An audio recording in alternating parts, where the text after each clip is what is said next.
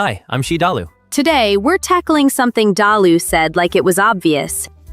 Every home should have a pot of always there, handed down chicken broth, right? Not at all. In my book, chicken broth needs at least 2 hours of simmering, sometimes even 8. Are you kidding me? That's so not true. It only takes 10 minutes from the supermarket to the table. First, I don't believe it. Second, why chicken broth, everyone? What you're hearing right now is typical engineer arrogance. How is that arrogant? And I'm telling you, this is simple. First, we focus on building rich flavor. Now, that wonderful flavor can come from perfect umami synergy, or the full extraction of various natural flavor compounds. Just bear that in mind first. Then, we deal with aroma. Does it smell good? Make sure it does. After those two are done, there's something else. Texture. That is. Does it feel good to swallow? Is there gelatin? Once you fully break down every single element, you can then carefully optimize each one step by step. And that means cutting time. I kept trimming it down until I got a 10-minute chicken broth. So, what I'm really getting at is what we engineers usually call MVP. We make the minimum viable product first.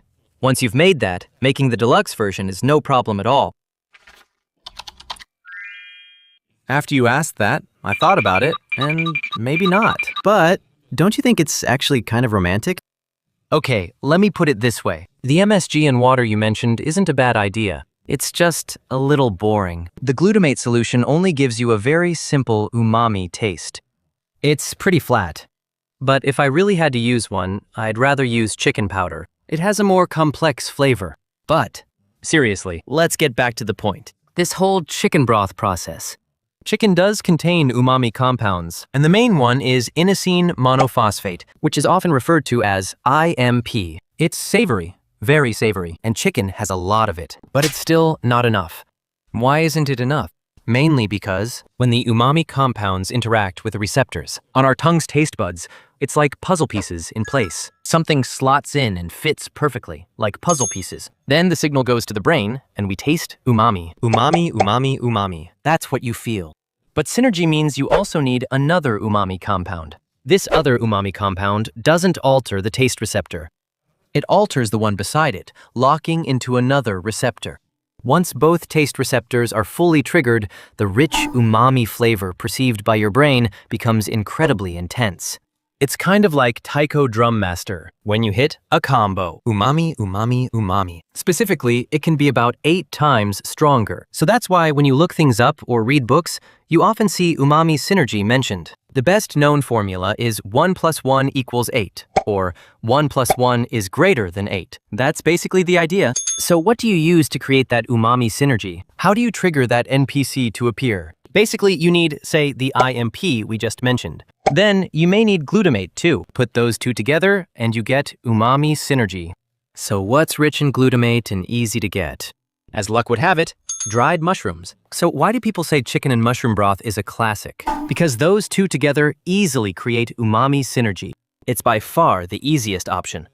And to make a flavorful 10-minute chicken broth, dried mushrooms need proper soaking in advance. That takes a bit of time. There's an even faster way. Buy Japanese dashi packets like kayanoya. They're like tea bags. Just drop one in and it quickly releases umami. And that umami synergizes with the IMP in the chicken. You'll get great results fast. I'm totally convinced. I really want to learn it now. For a 10-minute chicken broth from store to table, what's step 1? Live upstairs from Carrefour? All right, no more jokes. Here's the thing. First, go buy all needed stuff. We'll need ground chicken, then a little ginger, some rice wine, mushroom water, or go buy some dashi packets like kayanoya. Then, salt. The option is, if you want, prepare some gelatin powder. Okay, that's it. What about the tools? A saucepan. Just use a small pot. One for instant noodles is fine. Let me ask again. That's it? You can't add more later. No, really. That's really all the stuff. That's how I make it at home, too. Okay, now go ahead. Okay, maybe add a little scallion. That's a must. I like scallions. Okay, first fill it with hot water. About 2 bowls. Add the mushroom water. Or add the dashi packets. Add a splash of rice wine. Then put in the ground chicken. Once it's in, break it up. Bring it to a boil. Once it boils, turn the heat low for 10 minutes. After 10 minutes, it's almost ready. Add salt, then strain the broth. Finally, scallions, and done.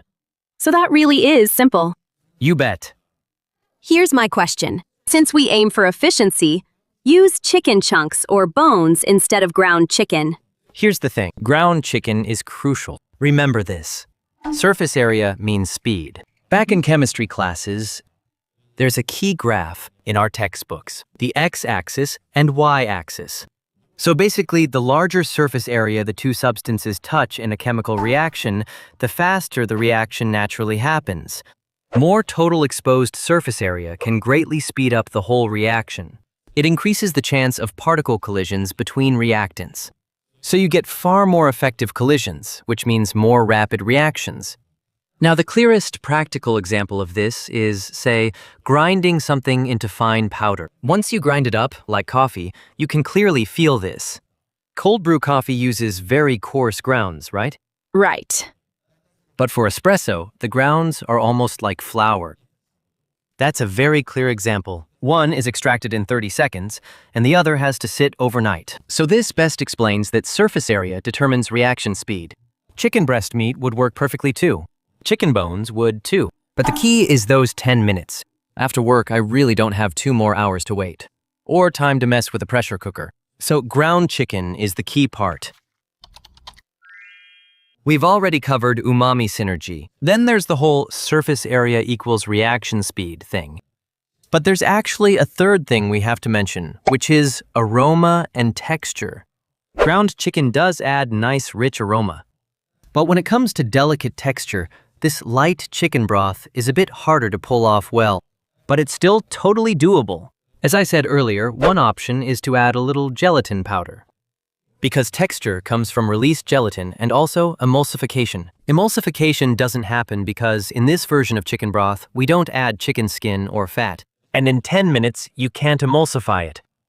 So, you can use gelatin powder. It provides the gelatin needed. Gelatin itself is almost flavorless animal-based collagen. So when you add it to the chicken broth, once it dissolves, it gives you that sticky, tongue-coating feel. It's like that wonderful umami lingering in your mouth when you drink a really expensive chicken broth. Or have a bowl of chicken python ramen. That flavor is, of course, from umami synergy, but what makes it linger is the gelatin. So gelatin powder, if you don't mind it, is worth a try. You can finish in 10 minutes. Result is great. It adds umami, and it's fast. It can even add some texture. It sounds like double experience points in a game. Now I want to know, what did you make with this broth last time? Shin ramyeon. Huh? Who makes shin ramyeon with chicken broth? I want some. All right. Actually, if you use this chicken broth for shin ramyeon, there's one key point. Don't add salt at the end. Actually, at home, I usually keep that broth unsalted. Because you can use it in lots of dishes, whether it's shin ramyeon or...